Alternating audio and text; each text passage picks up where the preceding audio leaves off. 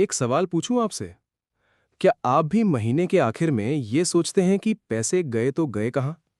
Salary आती है, खर्चे होते हैं और अंत में बचता क्या है? कुछ नहीं। आप मेहनत करते हो, रोज उठते हो, काम पर जाते हो, साल बीतते जाते हैं, लेकिन बैंक बैलेंस वहीं का वहीं रहता है। और फिर एक दिन आप देखते हो कि आपका पड़ोसी, जो शायद आपसे कम कमाता है, उसने घर ले लिया, गाड़ी ले ली, और आप सोचते रह गए। तो क्या वो आपसे ज्यादा मेहनत करता है? नहीं। क्या उसकी किस्मत बेहतर है? शायद नहीं। तो फर्क क्या है? फर्क है सोच का, और उस सोच को एक्शन में लगाने का। और आज मैं आपको एक ऐसी कहानी सुनाने वाला हूं जो 5000 साल पुरानी है, लेकिन आज भी उतनी ही जरूरी है। एक ऐसी कहानी जिसने करोड़ों लोगों की जिंदगी बदल दी। इस वीडियो को अंत तक देखना, क्योंकि आज की बात सिर्फ पैसों की नहीं है। ये बात है उस सोच की जो आपकी पूरी जिंदगी बदल सकती है। दोस्तों, स्वागत है आपका बुक्स क्विकली में। आज हम बात करने वाले हैं एक ऐसी किताब के बारे में जिसे जॉर्ज एस क्लेसन ने लिखा था, और इस किताब का नाम है the richest man in Babylon. ये किताब पहली बार 1926 में आई थी, लेकिन आज भी ये दुनिया की सबसे ज्यादा पढ़ी जाने वाली पर्सनल फाइनेंस बुक्स में से एक है। इसे दर्जनों भाषाओं में ट्रांसलेट किया जा चुका है, और इसे पढ़कर लाखों लोगों ने अपनी फाइनेंशियल लाइफ बदली है। ये किताब आपको सिखाती है पैसे कमाना नहीं, पैसे बचाना और बढ़ाना। ये किताब आपको बताती है कि आज से 5000 साल पहले बेबीलोन के लोग, जो उस समय की सबसे अमीर सभ्यता थी, वो कैसे सोचते थे, कैसे काम करते थे और कैसे वेल्थ बनाते थे। और जो रूल्स उन्होंने फॉलो किए वो आज भी उतने ही कारगर है। तो चलिए बेबीलोन की गलियों में चलते हैं और कुछ ऐसी बातें सीखते हैं जो शायद आपने पहले कभी इस तरह नहीं सुनी होंगी। लेसन 1, पहले खुद को पे करो। और ये मतलब नहीं जो आप सोच रहे हो।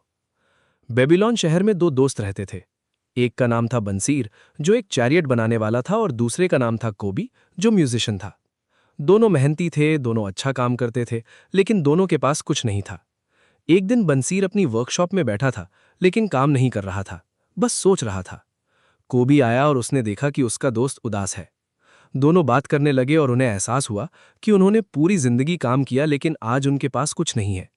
क्या होगा जब वो बूढ़े हो जाएंगे? क्या होगा जब हाथ पांव काम करना बंद कर दें? तब दोनों को याद आया उनका एक पुराना दोस्त जिसका नाम था आर्कद। यही आर्कद था बेबीलोन का सबसे अमीर आदमी। वो भी उन्हीं की तरह एक आम घर से था। उन्हीं की तरह शुरुआत की थी उसने। तो वो अमीर कैसे बना? दोनों उसके पास गए और पूछा। आर्कद ने बताया कि जब वो जवान था तो उसके पास भी कुछ नहीं था। एक दिन उसे एक मनी लेंडर मिला जिसका नाम था अल्गमिश। अल्गमिश ने उससे एक सवाल पूछा, तुम अमीर कैसे बने? अल्गमिश ने एक बात कही जो बहुत सिंपल लगती है, लेकिन बहुत कम लोग फॉलो करते हैं।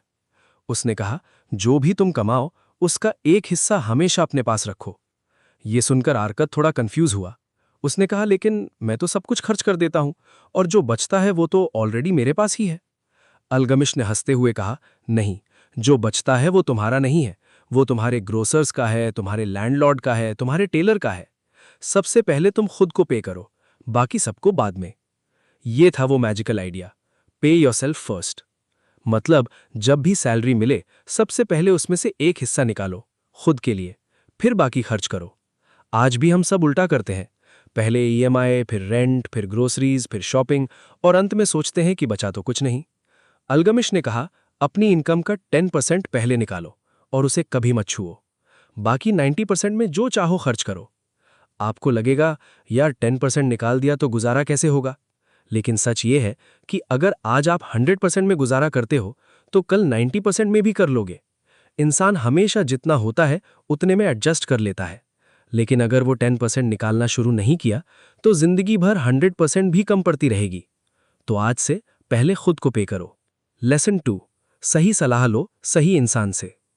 आर्कद ने अल्गमिश से सीखकर अपनी सेविंग्स बनानी शुरू की, लेकिन अभी काफी नहीं था। अल्गमिश ने उसे सिखाया कि पैसे को काम पर लगाओ, उसे इन्वेस्ट करो। आर्कद ने उत्साह में एक ब्रिक मेकर को पैसे दिए जो उसके लिए जेमस्टोन्स खरीदने गया था इजिप्ट से। लेकिन वो ब्रिक मेकर जेमस्टोन्स की नॉलेज नहीं रखता था, और वो ठगा गया। आर्कद का सारा इन्वेस्ट किया हुआ पैसा डूब गया। अल्गमिश वापस आया और उसने देखा आर्कद उदास था, निराश था।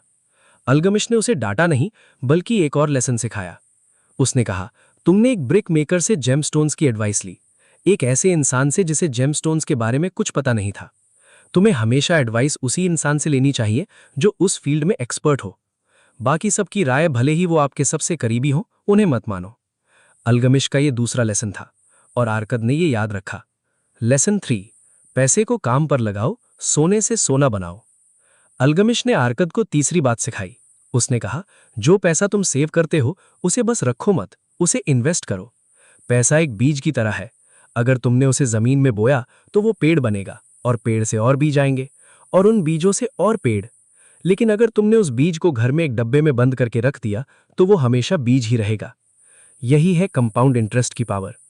आज के समय में हम इसे समझते हैं, लेकिन 5000 साल पहले यही सिद्धांत बेबीलोन में था। एक रियल एग्जाम्पल सोचो, अगर आप हर महीने 5000 रुपये सेव करते हो और उसे सही जगह इन्वेस्ट करते हो तो 10 साल में वो एक बड़ी रकम बन जाती है। लेकिन अगर आप वही 5000 रुपये घर में एक टिन में रखते जाते हो तो 10 साल में बस 6 लाख रुपए होंगे। फर्क देखो। आरकद में यही किया। उसने अपनी सेविंग्स को इन्वेस्ट किया उन लोगों के साथ जो उस फील्ड में एक्सपर्ट थे, और धीरे धीरे उसकी सेविंग्स बढ़ती गई और आरकाड बनता गया बेबीलोन का सबसे अमीर आदमी। तो याद रखो, पैसा काम नहीं करता तो वो घटता रहता है, इन्फ्लेशन उसे खाती रहती है। पैसे को काम पे लगाओ और उसे बंधने दो। लेसन 4, अपने पैसे को नुकसान से बचाओ। अब एक और किरदार से मिलते हैं। उसका नाम था रोडान। रोडान एक स्पीयर मेकर था जिसे राजा ने 50 गोल्ड कॉइन्स दिए थे। पहली बार उसके पास इतना पैसा था, लेकिन वो कंफ्यूज था, इसे कहाँ लगाए, कैसे रखे, क्या करे। उसकी बहन आई और उसने कहा, भाई मेरे पति को कुछ शुरू करना है, उसे लोन दे दो।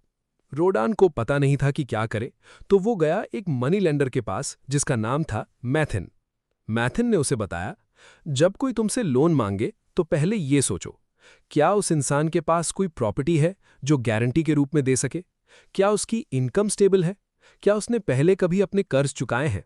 और मैथिन ने रोडान को साफ बता दिया, तुम्हारे बहनोई में मुझे ऐसी कोई गारंटी नहीं दिखती।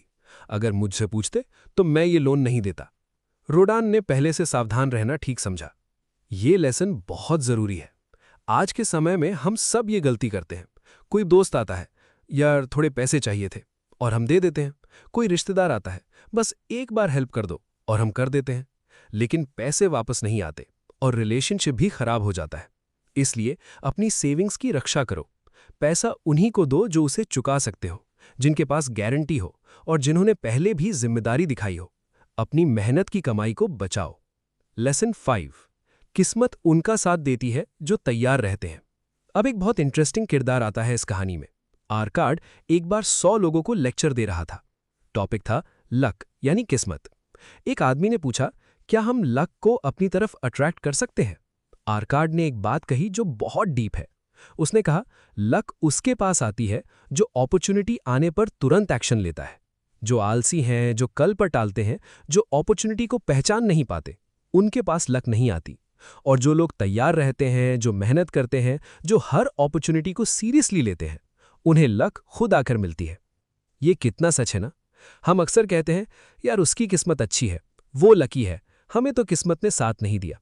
लेकिन सच ये है कि ज्यादातर वक्त लक वो नहीं होती जो अचानक से आ जाए। लक होती है जब प्रेपरेशन मिलती है अपॉर्चुनिटी से।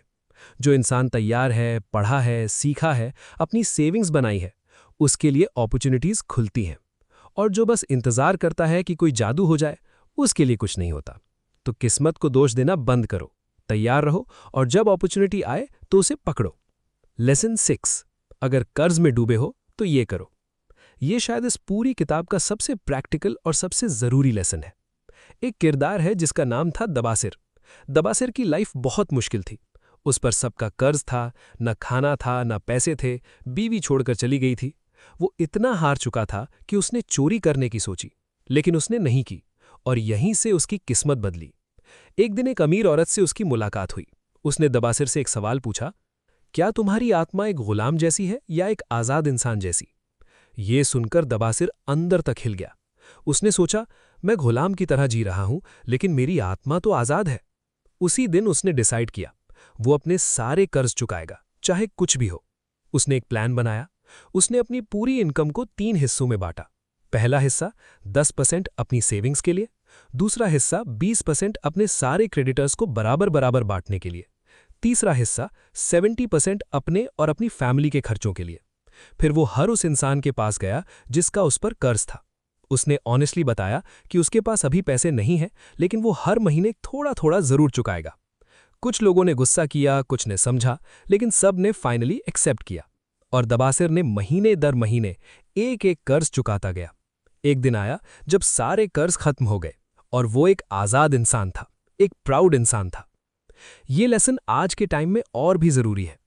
ईएमआई है, क्रेडिट कार्ड है, पर्सनल लोन है, और हम सब किसी न किसी रूप में कर्ज में हैं। लेकिन कर्ज से डरो मत, उसे फेस करो। एक प्लान बनाओ, अपने सारे क्रेडिटर्स से बात करो और एक एक कर चुकाते जाओ। जब तक आप अपने कर्ज को एक्नॉलेज नहीं करोगे, तब तक वो और बढ़ता जाएगा। मेन पॉइंट्स, मुख्य बातें। दोस्तों, इस पूरी किताब की सबसे ज़रूरी बातें एक बार और याद कर लेते हैं।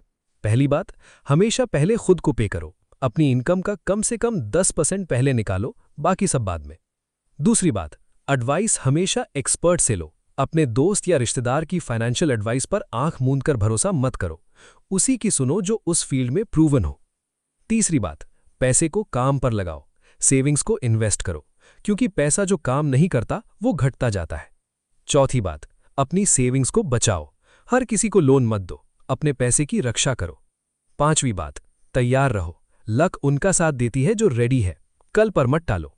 छठी बात, अगर कर्ज में हो तो उससे भागो मत, फेस करो, प्लान बनाओ और एक एक कर चुकाते जाओ। अब सबसे जरूरी सवाल, ये सब सुन लिया लेकिन करें क्या? तो चलिए step by step practical plan देते हैं।